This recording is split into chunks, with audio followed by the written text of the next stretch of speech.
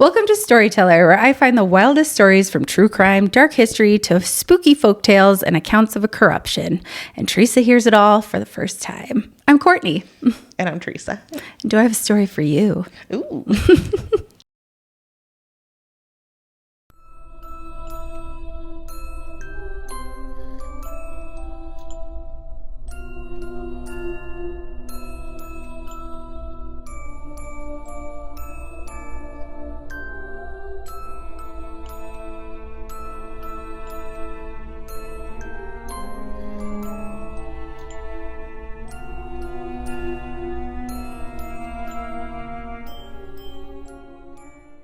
This is going to be a doozy. This is wild. The story. I don't know. Last week was wild. So. This one's like worse wild. That one was so. That was just unbelievably wild. Yeah. This one's, it's bad. But I found it. I had never heard of it. So I was like, we're doing this. Buckle up. I'm buckled. Consider me buckled. In Russellville, Arkansas, on December 28th, 1987, a man casually walked into the law firm of Peel, Eddy, and Gibbons and fatally shot the secretary. Then he went on to an oil company, a convenience store, and lastly, his former workplace at the Woodline Motor Freight, where shots were also fired. The whole rampage took 45 minutes. When it was over, he had killed 2 people and wounded 4 others. After fatally shooting office manager Joyce Butts at the Woodline Motor Freight, the man then surrendered to the secretary there. "I've gotten everybody who wanted to hurt me," he said to her. He waited there for police, and when they arrived, he handed over his gun without any resistance. But the most ghastly of the crimes the man had committed had yet to be discovered and were already days old. This is the story of Ronald Gene Simmons and his horrific crime spree during the Christmas season of 1987 that left 16 people dead. Oh my goodness. Including 14 members of his own family. It is wild. Also, his name is Ronald Gene Simmons. And when I was doing the research for this, I think he went by Gene. So I think he was like Gene Simmons. But how hard was it to research it then? In my Without mind, pulling up everything from Kiss. Yeah, and it was not great because I'd be like, trying to look for pictures from social media, and it'd be like Gene Simmons when he was young, and I'm like, no. I don't care what Gene Simmons from Kiss. But in my mind, because this guy is a shithead, I started calling him Ronald Gene. So to demean him, and I'll probably refer to him as Ronald Gene. So as I said, our subject today is Ronald Gene Simmons, a man whose life is a story of chilling contrasts. A decorated military man, yet a devastating domestic tyrant. To understand how a person can harbor such a duality, we have to look back right at the beginning. And like I said, buckle up, it's going to get rough. So his early life. Simmons was born in Chicago in 1940, but the stability of his early life was shattered early on. When his father died, Ronald was only 3, and the family eventually settled into kind of a transient lifestyle across central Arkansas when his mother remarried. And it's not like they were super poor. It's not that they were transients because they were poor. Like his stepfather was in the military. They were moving for military posts. Okay. But he apparently is like, oh my God, it's just so hard. Moving from home to home. Yeah, I'm like, to middle class home to middle. Okay. So during this unsettled formative period, it was during this unsettled formative period that the first dark contours of his personality began to emerge. By the age of 10, Simmons had developed a reputation, not as a leader, but as a horrible bully. And this wasn't just... Oh, God, did he torture small animals and I didn't stuff? see anything about... Oh, no, I take that back. Okay. This wasn't just typical childhood sibling. Sister Nancy and half-brother Pete. So Nancy was his full sister, and then after his mother remarried, they had Pete. They describe him as relentlessly exploiting perceived weaknesses in others and using that to torment his siblings and anyone, really. So that's wrong, right? Yeah. Okay. You shouldn't do that. Sure. Are we praising him or? Okay. Apparently he was good at it, I guess. I mean, in later years, Pete recalled that Simmons inflicted familial abuse on his own children as they were growing up. And this early behavior... Can we do it and call it like mental warfare and stuff? Just preparing them for the real world? Yeah. Psychological warfare, kids. Making you tough. World's a tough place. I'm preparing you. I'm sure that's not a thing either, right? Don't ask my kids about this. I just again, no, you should not do that. Okay. Noted. It's too late now, but noted. I'm prepared for grandkids now. Now you are, yes. Okay. The need to relentlessly exploit a weakness is at its core a need for absolute dominance and control, and a preemptive strike against the idea that he might be the weak one or the one out of the, command of the situation. So. I think that's true. I don't think what you're doing is like this guy. His violence did extend even to animals, habitually striking the family cat until it became aggressive. Oh, so he was like... So it just started lashing out because of God. Yeah. Okay. A way of manipulating the creature's environment until he dictates its reaction. So it really comes down to control with this guy, and we're going to see that throughout this. His sister-in-law later characterized him as egocentric, quick to anger, and inclined to blame others, which forms a perfect psychological trifecta for an individual seeking to control his surroundings. So that is really his big thing. He wants to control every aspect of his life and everyone in it. Despite being sent to Catholic boarding school, the behavioral issues persisted. Until at 17, Simmons effectively escaped his troubled home life. Again, I don't know that it was really all that troubled. I just don't think he was having a great time. I didn't find anything where there was like abuse in the home. So I don't know. Like the stepdad wasn't like locking him in the closet and abusing him. I saw nothing about that. He was just like, So he escapes his troubled home life by dropping out of school and enlisting in the U.S. Navy. This is a common pattern for individuals seeking control, finding a structured environment where the rules are clear and the advancement is a direct result of conformity. He successfully earned his GED while stationed at Guam. He then transitioned from the Navy to the Air Force, and over a 20-year career, his performance marks were exemplary. I can't say that either. His service record was spotless. Like, he was thriving in the military. Okay. The military was a world where he could conquer through obedience and diligence. And he eventually worked for the Air Force Office of Special Investigations and was promoted to staff sergeant. His administrative specialist career, which was primarily clerical, culminated in the rank of master sergeant. So he did really well. In a career where his entire function was to manage information, follow procedure, and maintain order, he excelled. Yeah. He was thriving. That was his jam. Yep. It offered him a framework of perfect, predictable control over his professional life.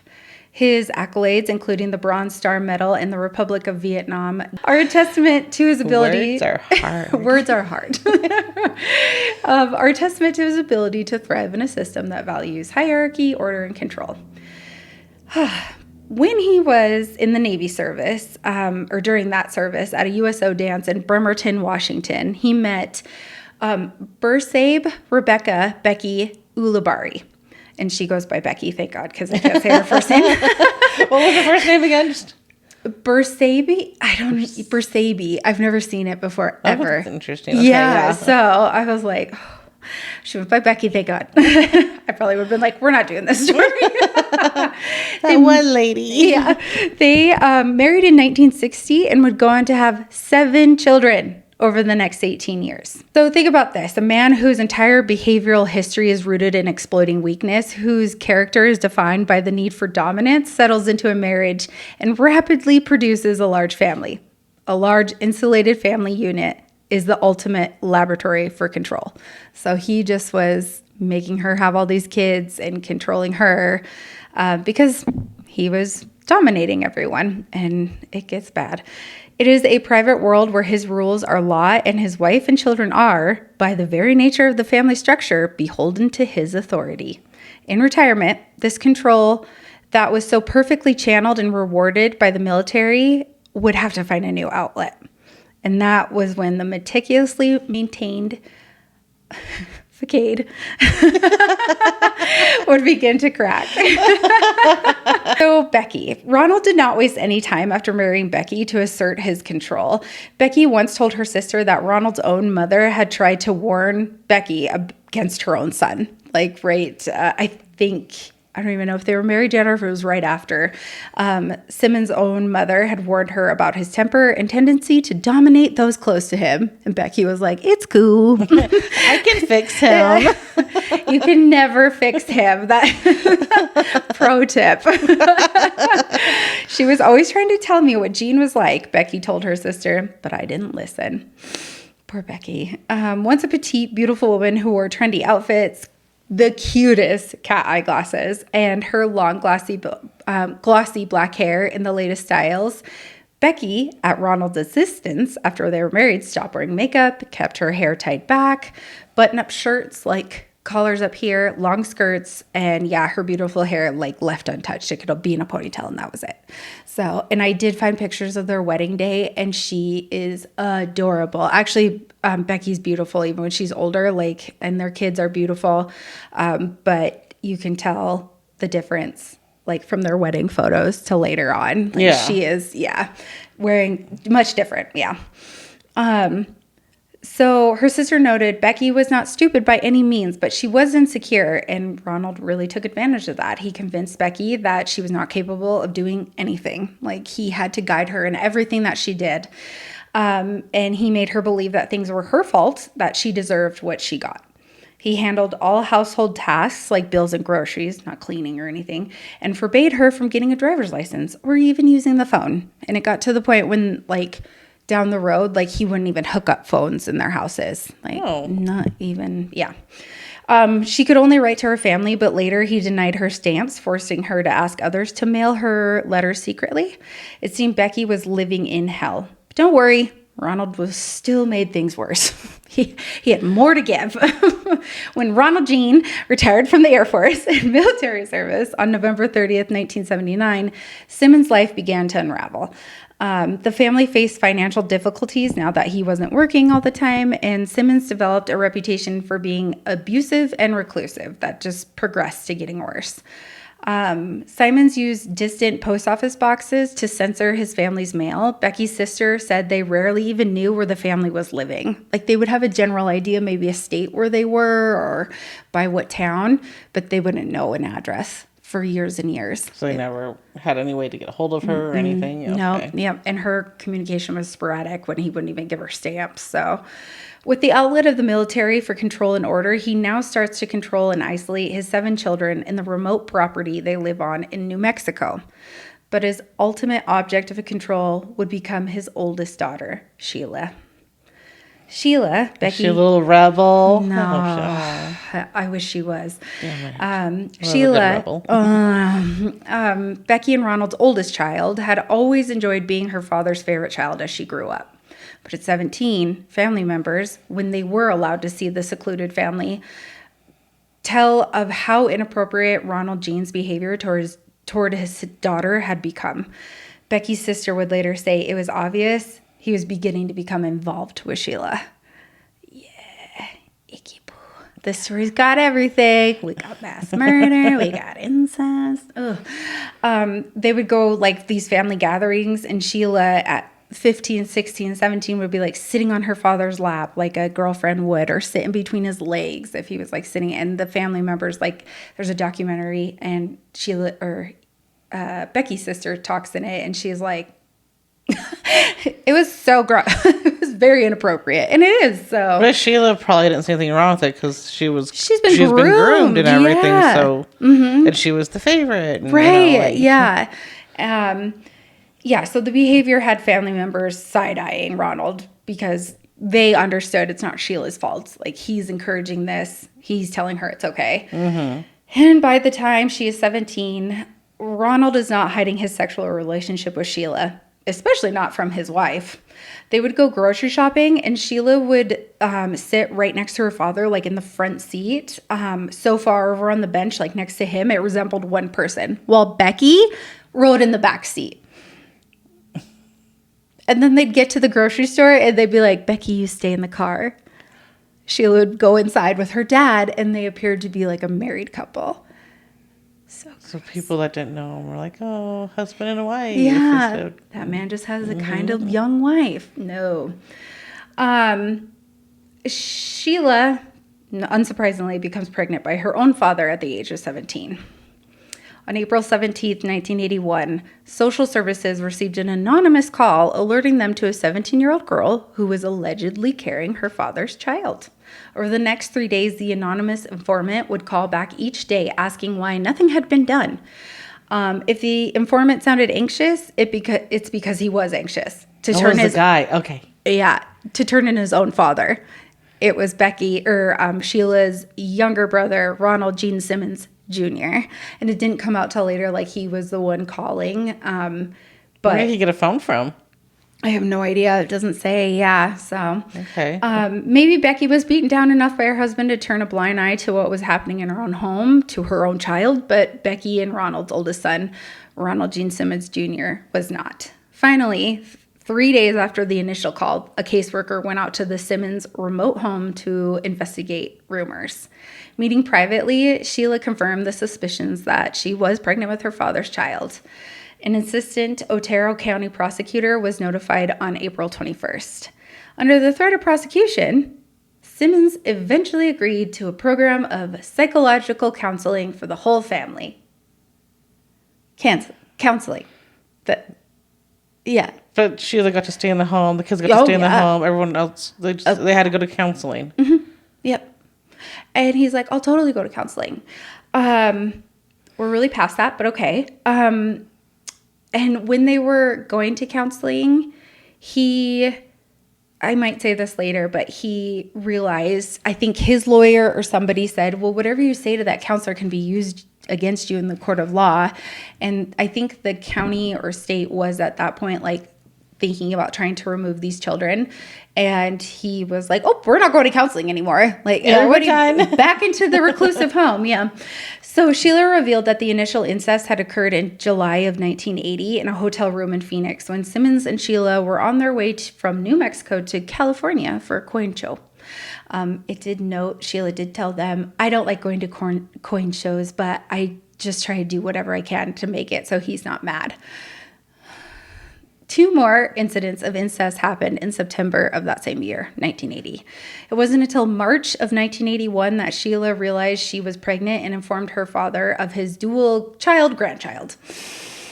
She gave birth to a daughter, Sylvia, on June 17th, 1981. Surprisingly, like I said, Simmons and his family attended counseling for 5 weeks in 1981, but they stopped in June after their lawyer informed Simmons that anything he disclosed to social workers, counselors could be used against him in court. But when he said we're done with these counseling sessions, then a criminal investigation began. So they were like, okay, we'll just, if you go to counseling, it's fine. But as soon as he stopped that, finally, there's a criminal investigation. It almost seemed like there was going to be a criminal investigation anyways, and that's why the lawyer was like, I think it seemed like they were just trying to like have an easy way of gathering evidence. Right, and the lawyer's like, wait a minute. Mm-hmm. On June 19th, District Attorney's Office referred the case to the sheriff for further investigation. Deputy Jeff Farmer drove to the Simmons property on June 20th, 1981, where he met Sheila Simmons and her mother, Becky. Sheila refused to make any statement or comment against her father at all. She said, I'm not talking. Sanders said Sheila Simmons ignored a grand jury subpoena and refused to discuss the incest with investigators until Sanders threatened her with the contempt of court charge. Sheila then reluctantly appeared on August 10th and testified against her father, telling the jurors that her father had intimate relations with her 3 times. Sanders said she testified for 2 hours. She broke down and cried. She said she didn't want her father to go to prison. What is that, Stockholm Syndrome? Sheila's statements eventually led to a criminal charge and an arrest warrant. 1 day later, on August 11th, sheriff deputies made their way to the family's home, planning to arrest Ronald Gene, only to find the property vacant and the entire family gone. Just packed up and left in 1 day. 7 kids and a new baby. 7 kids, baby. Mm-hmm. So, okay. Mm-hmm.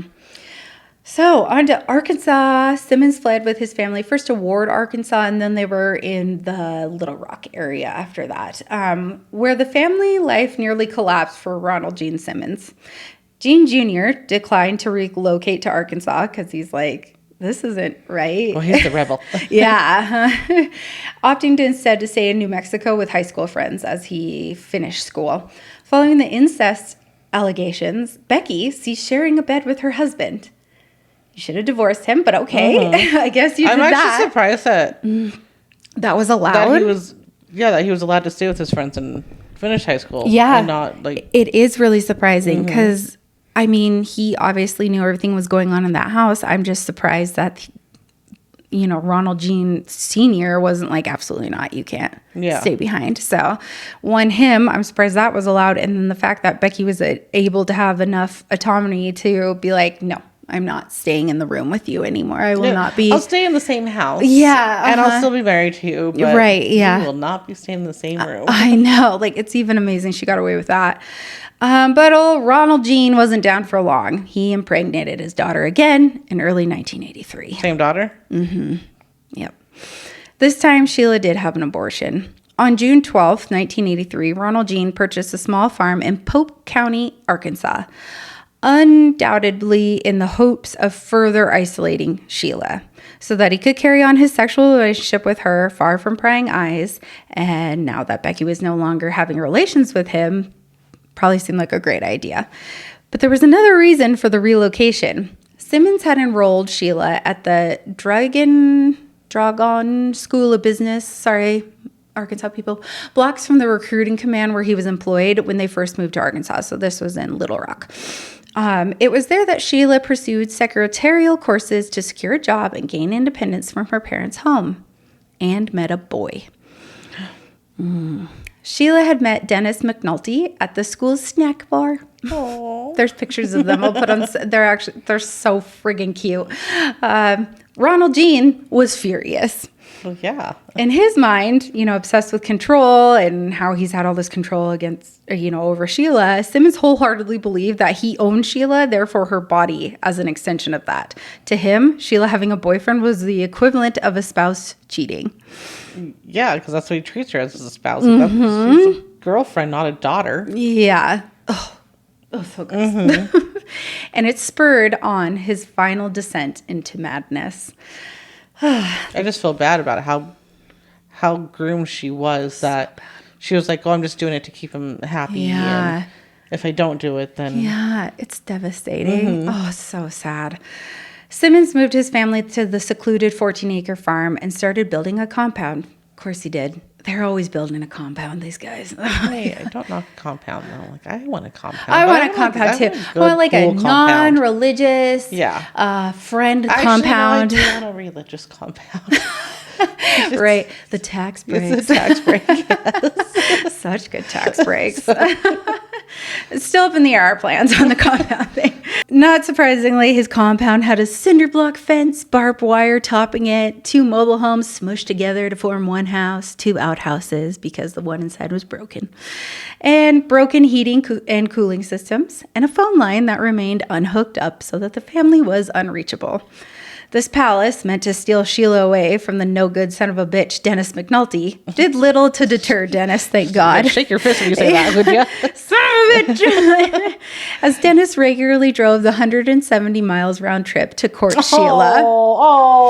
I was like, stop. That was so cute. It would take me 2 days. I know.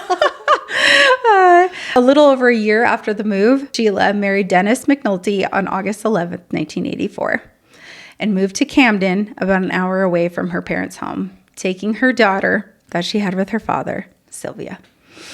Did he know about that? I don't know. Okay. I looked so hard. I don't know if he knew the whole story behind it, or if she was like, and oops, but I don't know what he knew. Okay. So I tried so hard because I was like, what did Dennis know? Dennis, tell me everything. Over the next 3 years, Ronald Gene's life was in a complete spiral. Like he stopped at his good job because when they moved to, this farm way away from Little Rock. He couldn't have his, civilian jobs that he was doing for the military anymore. And then Sheila leaving, he just, So from January 1985 to November 19th, 1986, Simmons worked as a clerk at the Woodline Motor Freight, processing checks and making telephone calls to customers who were past due in payment of their bills. This is close to their house, their farm now. Okay. He can get low-paying jobs and everything. At this job, Joyce Butts was his immediate boss. Kathy Kendrick had been a coworker who had reportedly had rejected Simmons' affections. Of course, he has a wife. He has a wife and a daughter wife. What are you doing? Stepping out. He doesn't have a daughter wife anymore. But no. Like, if he just would have gotten the infections from his wife, he could have probably avoided all this. Oh my God. He sucks. According to Robert Wood, president of the company, Simmons quit under pressure to raise his performance level to that of the other clerks. So they were like, could you do your job? And he was like, no. No, absolutely not. Then he worked weekend night shifts at the Mini Mart before quitting on December 18th, 1987. He was described variously as a reclusive loner, a quiet and stingy man, an unsmiling man with a piercing stare. Loretta Simmons, 17, described her father as a drunken bum to a school classmate who occasionally stayed overnight. Which is crazy that anyone agreed to stay there, but okay. And who said Simmons had a beer in his hand at all time. He had one little room he would stay in all the time. It was dark and seemed spooky, and it stunk, is what Loretta told her friend. Nobody ever went in there but him. It was the only room with an inside lock and had always been off limits to the children and his wife. So it was just him in there. When he wasn't holed up in his stinky-ass room drinking, he compelled his children to perform heavy labor, such as carrying 5-gallon containers of dirt to maintain a steep driveway. Several weeks before the Christmas... A steep driveway? Yeah. Like, how many buckets does that take? Jesus Christ. Several weeks before Christmas of 1987, Simmons had ordered 3 of his youngest children to dig a new outhouse pit. The youngest of them being 8, and he would make them be out there like all day. Like, they were just blisters everywhere. But he was like, no, I'm not going to do it. You're going to do it. Yeah. In the weeks leading up to the Christmas holiday of 1987, Becky Simmons had sent Christmas cards, each with a letter enclosed to her siblings. Her sister, Edith Nesby, said she was very happy. Her whole family was going to come to see her. She was to have all of her children and grandchildren with her during the Christmas holiday. And it sounds like this was the first time in many, many years that this had been able to be pulled off. So other than, so the one got married, Sheila got married, and then Junior stayed. He obviously never came back to live with them. Mm-hmm. So are the other kids still with them then? Mm-hmm. Okay, so far just the 2 oldest are gone? I think 3 oldest were gone because it was Sheila, Gene Jr., and then William or Bill, and he was married too. So I think they still had, but the rest of them were all still in the house. So, sneaking letters wasn't the only secret Becky was keeping, though. She lets her children know that are still at home with her that the situation of their cloistered home had become intolerable. So she's kind of whispering with her children that are still in the home. And then these letters she was writing... You're trying to find the plan a great escape kind of deal? Kind of, okay. Yeah. And she wrote one of her other children who was out on his own, William, that she just wanted out with her children. She just wanted freedom. And it was really sad. She was like, I just want to be able to, like, go to church without it being a big deal. Like, I don't think he was even allowing them out to go to church or anything like that. So she was like, I just want to make decisions for myself, like these very simple things and everything. I'm surprised I didn't, get another attraction to another one of his daughters. Once Sheila left, I'm surprised that didn't well, at this time, this is going to be my new target. Yeah. I'm actually really surprised too, because Loretta at this time is 17 and she is beautiful. These children are gorgeous children. And she's also, Loretta was incredibly smart, like top of her class. Like, she was just going places. And so it's really hard. But yeah, I was actually surprised at that too, or even that he was sexually abusing the boys, like these perverts who friggin' knows what they do, you know? So I was, especially about Loretta, because she's stunning. So Yeah, so she just wanted freedom, but Becky put on a front for her controlling husband, putting her energy into planning the upcoming holiday and having all of her children around her to celebrate. Ronald Gene, unfortunately, was doing some planning of his own as well. So, on December 22nd, 1987, Ronald and Becky get all of the children that are at home off to school. In the house is their eldest son, Gene Jr., and his daughter, Barbara, 3 years old, visiting from New Mexico. So him and his daughter had come to Arkansas for this, too. First, Ronald Gene bludgeons Becky with a crowbar. Then he strangles his 3-year-old granddaughter. Finally, and I don't know where if Ronald Gene Jr. was sleeping when this was going on, I don't know. But then he bludgeons his 26-year-old son and then shoots him in the face 4 times. Oh my God. Yeah. But his killing for that day was not over, unfortunately. Simmons then waited for his other children to return from school for Christmas break because this was their last day in school.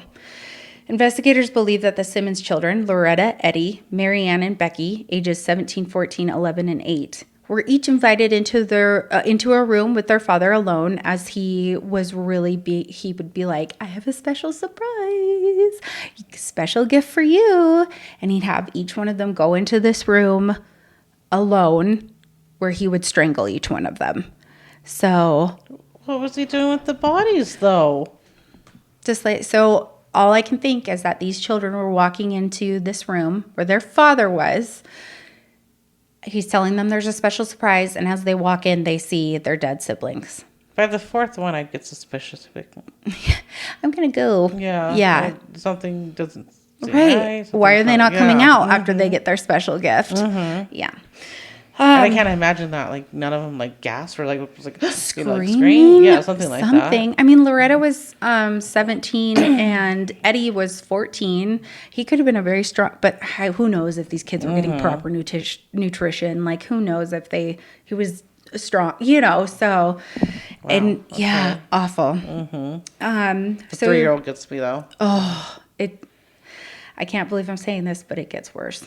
That day's killing complete. He takes each body out to the hole that he made his children dig weeks earlier. And puts all of those children, his wife. His intention? Mm-hmm. Yeah. It wasn't a new outhouse. It was, the whole time it was for a mass grave. Mm-hmm. So you'd been planning this for a while because it was about 3 weeks before this day. Yep. So he had his children dig their own graves. That's disgusting. It's awful. Yeah. December 26, 1987. Around midday on that day, the remaining family members arrived at the home as Simmons had invited them all over for the holidays. It would have been the first time the entire family had been together at the same time for a number of years. I want to say it was 3 or 4. I can't remember. As the adults walk in, he shoots all of the adults in the head. His own son, Billy, and his wife, Renita, Sheila, and Dennis. I don't even know why Sheila was still talking to that guy. Mm-hmm. Then he strangles his daughter by Sheila, Sylvia Gale, and his 2 grandsons, who are both 20 months old. Oh. Yeah. Yes. So he would shoot the adults, and then any of the children, he strangled them. So I guess he bludgeoned Becky. But yeah. So. He must have really... Because you said his one son, Junior, he shot him 4 times. Mm-hmm. Yeah. And I did read something that it was thought that Ronald Gene thought that Junior had only showed up there because right after Christmas, he was going to help his mother escape. So he had a lot of rage for that one. Uh-huh. Okay. Mm-hmm. So and it wasn't like, I don't know. I saw varying accounts where some people said that was kind of like the motive and everything, and how it was so much worse for the son. But yeah, he never really says. So, so all of the killing done of his family, again, 14 people of his own family. He's killed everyone, every child he has made, his wife, his grandkids, everything. Okay. He laid out the bodies of his whole family from this round of killing in neat rows in the lounge. I also read that he laid them out like under the Christmas tree, but I don't know. I couldn't confirm that. So, and he covered each of the bodies with coats except that of Sheila, who was gently laid on the kitchen table and covered with one of Becky Simmons' best tablecloths. So everyone else, he laid on the floor. Sheila, he propped her up and put something on a pedestal. Yep. Basically. The bodies of his grandsons were wrapped in plastic sheeting and left in abandoned cars at the end of the lane. After the murders, Simmons drove to the Sears store in Russellville, where he retrieved the Christmas gifts that he had already ordered for his family. Then he had a drink at the North 40 bar. Just went out for some, I guess he was a raging drunk at this point, so he went out drinking, and then he returned home, and apparently was unfazed by the amount of bodies in his house because he didn't leave for 2 more days. He just stayed in the house for 2 more days until... Just stayed in his little stinky room? Yeah, he must have just like, oh, I'm not going to go in that room. Mm-hmm. Yeah.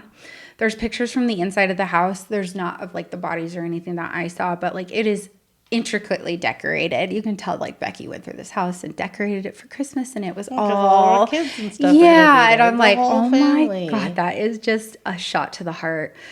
So in the morning of December 28th, the first Monday after Christmas, armed with 2 .22 caliber rifles, Simmons drove the car belonging to his oldest son, Ronald Gene Simmons Jr., to Russellville. Simmons had meticulously mapped out his murderous route in town. His first target was Kathy Kendrick at Peel, Eddy, and Gibbons Law Firm near the town center on South Greenwood Avenue.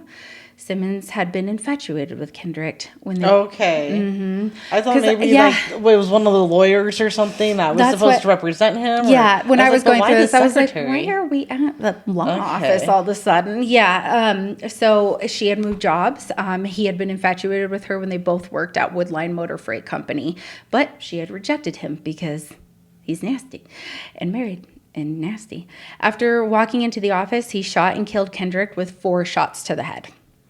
As he left, someone called the police department. This was at 10:17 a.m. Simmons then went to the oil company office at 2601 West Main Street, intending to kill the owner, Russell Rusty Taylor, his former employer. He shot and wounded Taylor in the right arm and left side of the chest, and killed James David Chaffin, a firefighter and delivery truck driver for Taylor, with 1 shot to the head at point blank range. Chaffin was a stranger to Simmons. He had just returned from a car fire when he encountered Simmons, and he shot him. Wrong place, wrong time. Absolutely. After the shooting, Simmons fired at a clerk who escaped by ducking behind boxes, initially thinking that she had been shot. She's interviewed. There's an interview with her, and she is like, I don't know. I was just bobbing and weaving. So you can tell that, you could tell that she had just like, she's still all hyped up from it when they're interviewing her, and she's like, oh, so she got away. She did not get shot.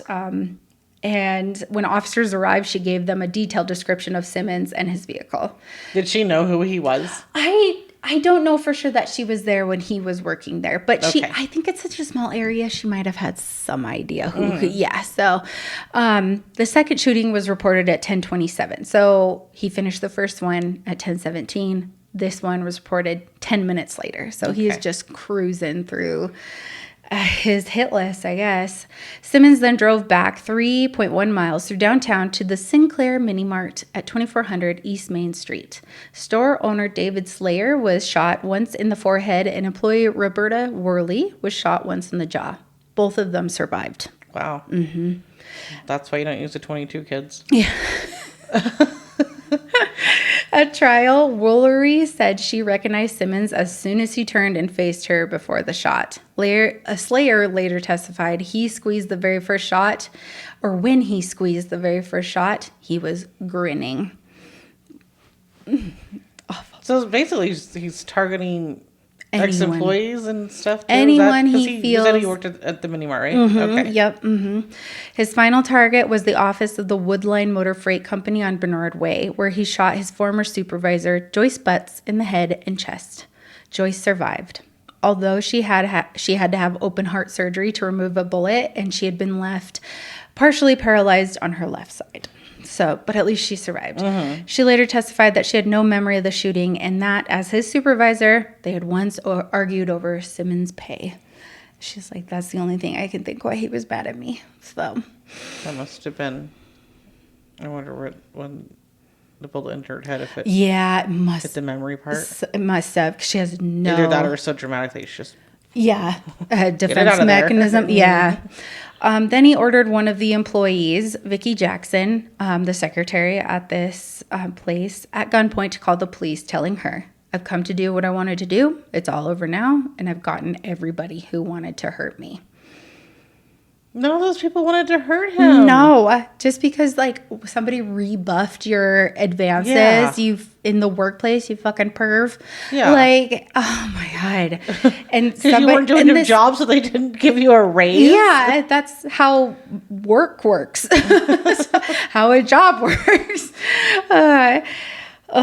So Ronald Gene went calmly when the police arrived. When police chief Herb Johnson, because he turned up at this and he led him to the police car, he asked him, why didn't you kill yourself? And Ronald Gene told him he was afraid he'd make a mess of it. He didn't want to be a vegetable. Because he was getting bad with his shooting that day. Only 2 people died on his rampage in town. So he was like, I wasn't doing so well, and I didn't want to... It's not like he was doing bad. I mean, he was shooting him in the jaw and the head. Yeah. So he used a 22. Yeah. So, I didn't want to be a vegetable. Okay. Nobody would let you be a vegetable. Nobody would let you be a vegetable. They would pull the plug. Somebody would take care of it. Or you'd be like paralyzed and unable to speak, and that would be the best thing, and people would just sit there and just... throw rotten vegetables at you. Yes. I do wish that would have been his face. You fucking piece of dog shit. So at his first trial, Simmons was convicted on May 12, 1988 in the Franklin County Circuit Court for the deaths of Kendrick and Chaffin. On May 16th, Judge John Samuel Patterson sentenced Simmons to death by lethal injection plus 147 years. Simmons refused all rights to an appeal. He was like, I'm good with that. Let's just do it. Simmons was found guilty of 14 counts of capital murder in the deaths of his family members on February 10th, 1989 in the Johnson County Circuit Court. Did he ever say why he chose to wrap the infants in plastic and put them in a car? Nope.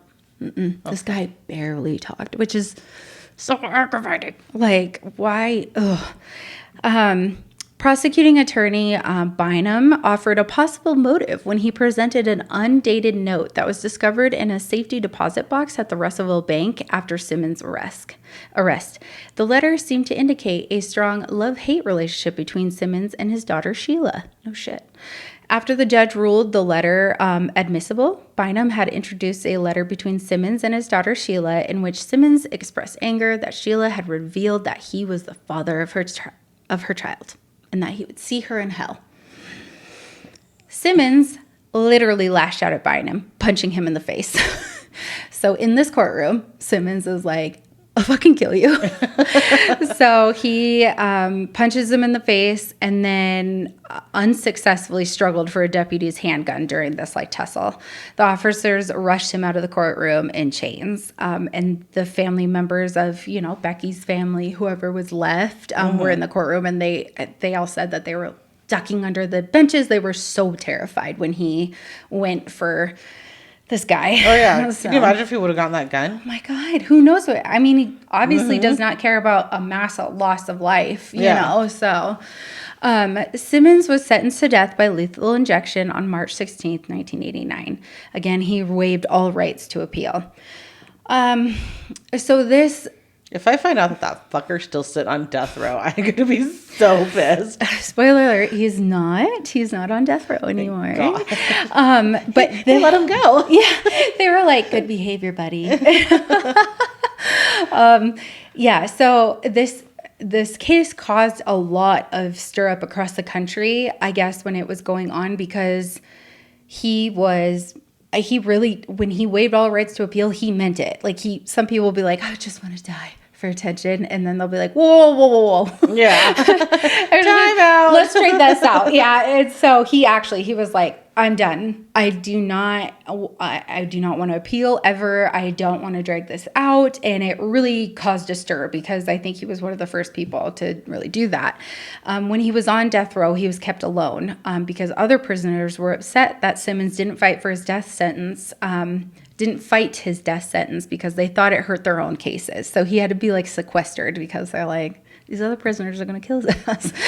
So on May 31st, 1990, Arkansas Governor, later President, Bill Clinton, oh, Bill, signed Simmons' execution warrant.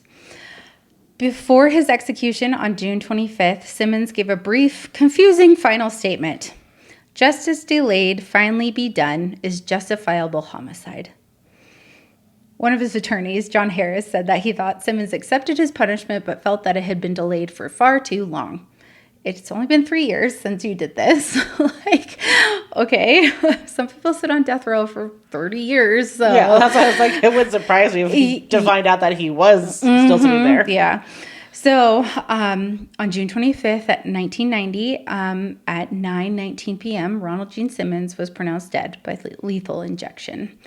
As I said, this execution was significant for Arkansas. It was the first by lethal injection, and it was the first where the inmate waived his right to appeal, any appeals. He didn't try for any of them. And only the second execution since the resumption of capital punishment after a 26-year moratorium, am I saying that right? Occurring just 1 week after the prior execution. So they had not been doing it for 26 years.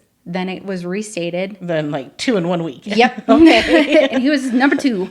God, if he was number 2, I want to know what number 1 did. I know. And what did he choose? Yeah. Like, was it electric chair? What? Firing squad? I think Utah still has a firing squad option. I was going to say it. I feel like it wasn't too long ago, like maybe a year, that somebody, I can't remember what state it was. That now that you say that. Did firing squad.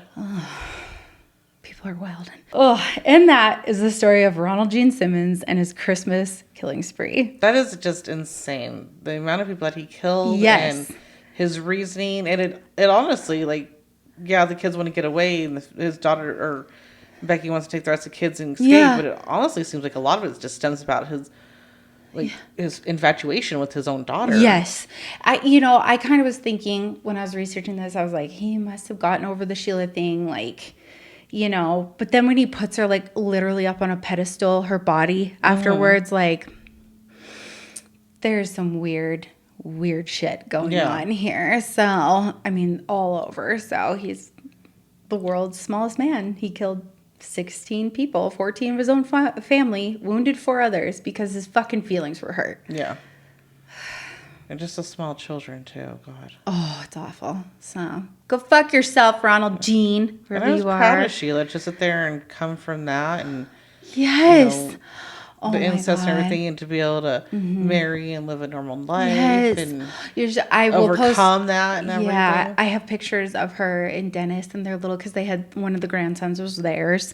And they just are so cute. They're so cute together. They're a little family and everything. Yeah. I'm like, oh, Sheila got away. My Sheila. Sorry, that's from TikTok. Anyways, thanks for joining us. We hope that doesn't deter you from listening. We have a really fun one. We're going to do a Christmas bonus episode, and we're having a special guest on. So stay tuned. And I know some of the stories. I have 3 stories. Yep, this will be a different format. So Teresa's been, prepped. Note cards, guys. That's so cute. Can't wait to see your note cards.